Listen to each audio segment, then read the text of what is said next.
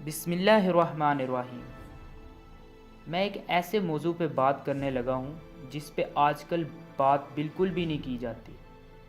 مسلمان ہونے کی نسبت سے ہمیں یہ معلوم ہونا چاہیے کہ خلافت آخر ہے کیا۔ آج کے دور میں مختلف سیاسی و معاشی نظام قائم ہیں۔ کہیں مغربی جمہوریت ہے تو کہیں آمریت، کہیں اشتراکی معاشی نظام ہے تو کہیں سرمایہ دارانہ نظام، کہیں کمیونزم ہے تو کہیں سوشلزم یا بادشاہت، لیکن خلافت کہیں بھی نہیں ہے۔ اس ویڈیو میں خلافت کا تعارف اور اقسام پہ زیادہ غور کروں گا، اور بعد کی ویڈیوز میں خلافت کو دور حاضر سے ملانے کی کوشش کروں گا۔ لفظ خلیفہ کے لفظی مطلب نائب کے ہیں۔ اس طرح تو اللہ نے ہر انسان کو خلیفہ بنا کر بھیجا ہے، لیکن میں خاص خلافت کی بات کروں گا۔ اگر اسلام کی تاریخ پہ غور کیا جائے تو معلوم ہوتا ہے کہ سیدی رسول اللہ صلی اللہ علیہ وسلم کے انتقال کے بعد 30 سال تک خلافت راشدہ قائم رہی۔ جب حضرت ابو بکر رضی اللہ تعالی عنہ کو خلیفہ بنایا گیا تو لوگ انہیں مبارکباد دینے آئے کہ مبارک ہو، آپ خلیفۃ اللہ بن گئے ہیں۔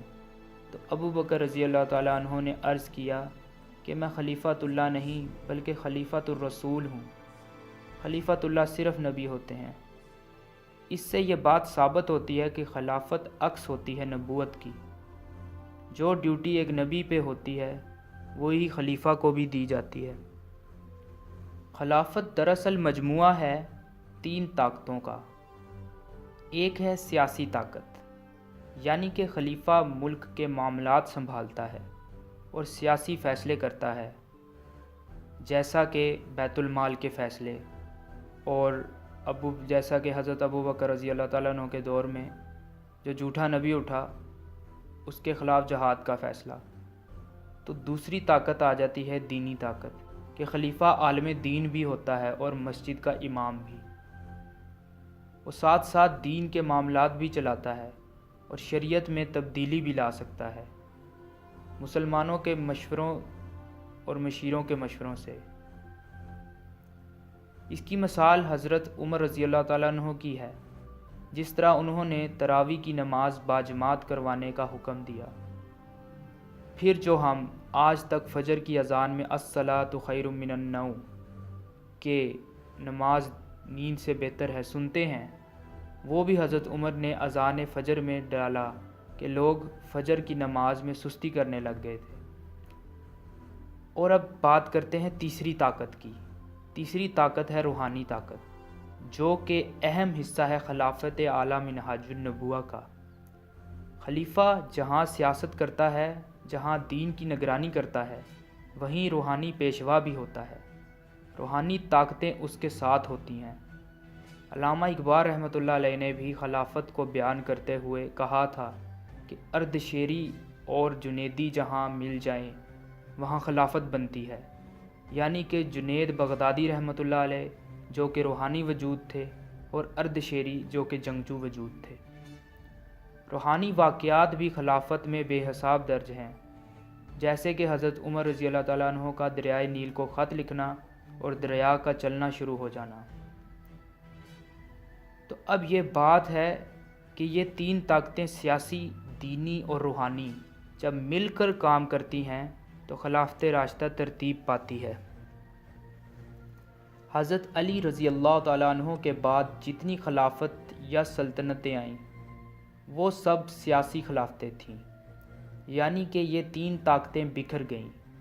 خلافت راشدہ کے بعد خاندانی حکومتیں وجود میں آئیں، جیسا کہ بنو امیہ، بنو عباس، بنو فاطمی اور آل عثمان، یعنی کہ سلطنت عثمانیہ۔ 1400 سال سے اب تک یہ 3 طاقتیں جدا جدا ہیں۔ روحانی خلافت کا وجود تو اب بھی ہے، جیسا کہ ہم سب کو پتہ ہے، نقش بندی، چشتیاں اور قادریہ سلسلے کا، یہ سب روحانی خلافتیں ہیں۔ نقش بندی سلسلہ حضرت ابو بکر رضی اللہ تعالیٰ عنہ سے جا ملتا ہے، اور چشتیاں اور قادریہ سلسلہ حضرت علی کرم اللہ وجہہ سے جا ملتا ہے۔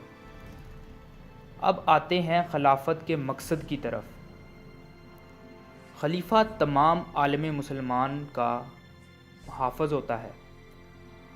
حضرت سلطان صلاح الدین ایوبی رحمۃ اللہ علیہ نے فرمایا تھا، اسلامی سلطنت کی کوئی حدود نہیں ہے۔ اس بات سے یہ ثابت ہوتا ہے کہ خلیفہ ہر مسلمان کا محافظ ہوتا ہے، چاہے وہ دنیا کے کسی بھی کونے میں ہو۔ خلیفہ تو دریائے دجلہ کے کنارے بکری کا بھی ذمہ دار ہوتا ہے۔ مسلمان تو مسلمان، غیر مسلمان بھی اس کی ذمہ داری ہوتے ہیں۔ ایک مشہور واقعہ ہے کہ مصر کے گورنر کے بیٹے نے ایک عیسائی لڑکے کو بلا وجہ ظلم کی نیت سے کوڑے مارنے شروع کر دیے، تو اس کا باپ حضرت عمر رضی اللہ تعالیٰ عنہ کے پاس شکایت لے کر گیا۔ تو حضرت عمر رضی اللہ تعالیٰ عنہ نے گورنر اور اس کے بیٹے کو بلوایا اور عیسائی لڑکے کو کہا گیا کہ بدلہ لو، اور اس چیز کو ہم کہتے ہیں انصاف۔ اس کے بعد حضرت عمر نے گورنر سے کہا اپنے بیٹے پہ توجہ دی ہوتی تو یہ نہ ہوتا۔ ویسے تو خلافت راشدہ کے بعد سیاسی خلافت چلتی رہی، لیکن اس کے باوجود سیاسی خلافت کی برکت سے مسلمان متحد تھے۔ خلیفہ مسلمانوں کی یکجہتی کی علامت تھا، اس لیے تو کفار خلافت عثمانیہ کو ختم کر کے خوش ہوئے کہ ہم نے مسلمانوں کی روح ختم کر دی ہے۔ ایک بہت بڑی سازش کے تحت خلافت کو بدنام کیا جا رہا ہے۔ کبھی داعش کو خلافت دے کر دکھایا جاتا ہے کہ اسلام ظلم اور اندھیرے کا مذہب ہے، تو کبھی لبرل لوگ چھوڑ دیے جاتے ہیں کہ جو مسلمانوں کو گمراہ کر رہے ہیں۔ اس ویڈیو میں اتنا ہی۔ اگلی ویڈیو میں انشاءاللہ خلافت کو دور حاضر سے ملانے کی کوشش کروں گا اور اس کا حل بتاؤں گا۔ تو ملتے ہیں اگلی ویڈیو میں۔ اپنا خیال رکھیں۔ اللہ حافظ۔